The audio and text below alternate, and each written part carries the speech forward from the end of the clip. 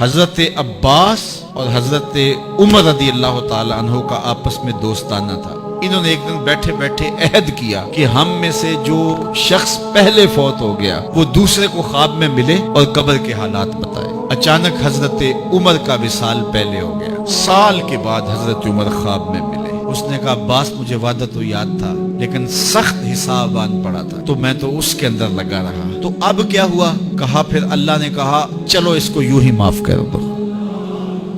تو کہا چھٹ کے ابھی ابھی آ رہا ہوں، تو میں نے کہا وعدہ پورا کر دو، میں اور آپ ٹھیکیدار بن جاتے ہیں جنت کے۔ ہمارے پلے عمل ہے کیا؟ ہیں تو ریاکاری کے شکار ہیں ہمارے اعمال۔ رسول کریم نے ارشاد فرمایا جو میں دیکھتا ہوں وہ تم نہیں دیکھتے اور جو میں سنتا ہوں وہ تم نہیں سنتے۔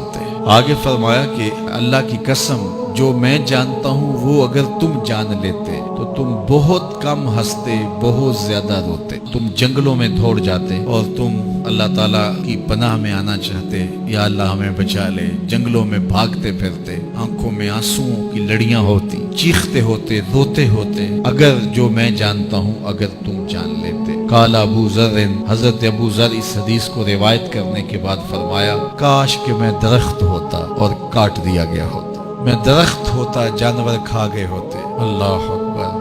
حضرت عمر رضی اللہ تعالیٰ عنہ ایک کچی اینٹ اٹھاتے ہیں، پھر نیچے رکھ دیتے ہیں، پھر اٹھاتے ہیں، پھر رکھ دیتے ہیں، اور پھر کہتے ہیں کاش کہ میں یہ اینٹ ہوتا۔ حضرت سیدنا صدیق اکبر رضی اللہ تعالیٰ عنہ درخت کے نیچے بیٹھے تھے، ایک چڑیا ایک شاخ سے اڑ کے دوسری شاخ پہ جاتی، وہاں سے اڑ کے پھر دوسری شاخ پہ آتی۔ حضرت صدیق اکبر رو پڑے، کہا چڑیا کتنی موج میں ہے، جس شاخ پہ چاہے بیٹھتی ہے اور قیامت کے دن تیرا حساب بھی نہیں ہوگا۔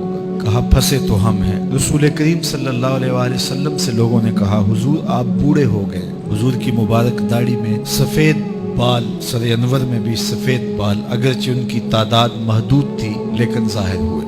کہا سورہ ہود اور اس کی مماثل صورتوں نے مجھے بوڑھا کر دیا ہے، کیونکہ ان صورتوں میں اللہ کے عذابوں کا ذکر ہے، آخرت کا ذکر ہے۔ یہ وہ بابرکت وجود ہیں، وہ بابرکت ذات ہیں جن کے دامن پہ گناہ کا ایک دھبا بھی نہیں ہے، اور میں اور آپ اپنے آپ کو دیکھیں تو ہم کہاں کھڑے ہیں۔ حضور نے حضرت عائشہ سے کہا، زوجہ ہے رسول کریم صلی اللہ علیہ وآلہ وسلم کی، محبوبہ محبوب کائنات، لیکن ان سے بھی میرے حضور نے کہا عائشہ گناہوں کو کبھی چھوٹا نہ سمجھنا، گناہوں کو حقیر نہ سمجھنا کہ یہ چھوٹے ہیں کوئی بات نہیں، اس سے کیا ہوگا، اس دن حساب ہوگا، اس دن پوچھا جائے گا۔ تو اپنی زندگی کو مرتب اور منظم کر کے رکھو۔